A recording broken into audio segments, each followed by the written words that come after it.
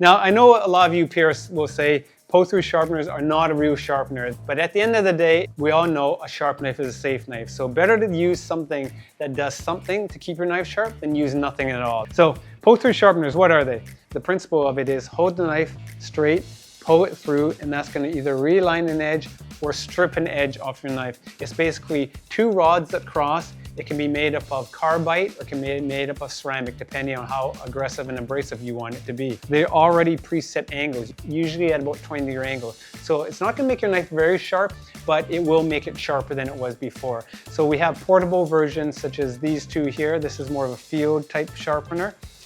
This is more of a kitchen one. Now, of course, there's larger variations of that, like this one here that you see that's a little bit more comfortable to use, has a larger handle, so it has more stability to it. But again, the principle is the same.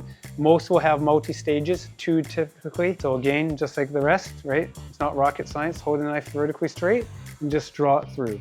It puts a quick edge on your knife because it's stripping literally metal off your knife as you're doing it through the carbides. But the ceramic is very fine just to help basically hone and basically replaces the necessity for using a honing rod. So after you've done pulling through your knife on the sharpener, wipe it through off on a nice white cloth just so you take the metal filings off there. Now, we're also going to talk about portability of sharpeners. So this particular one here from Worksharp is a beautiful product. It's called the Guided Field Sharpener. It has some platforms already built in here at 20-degree angle. So when you're sharpening a knife, regardless of size, whether it be a kitchen knife or a sporting knife, you basically rest this on that 20-degree angle guide so you have a reference point. And when you sharpen, you're basically sliding the blade along the abrasive. In this case, they're using diamond abrasives, which are one of the most efficient abrasives that you can use for sharpening. You always want the abrasive to be as long as the knife that you're sharpening.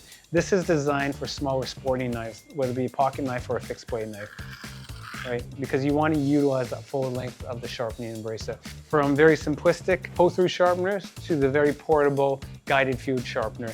At the end of the day, using some type of sharpening device, keep your knife sharp and keep your kitchen safe and you safe. That's what matters the most.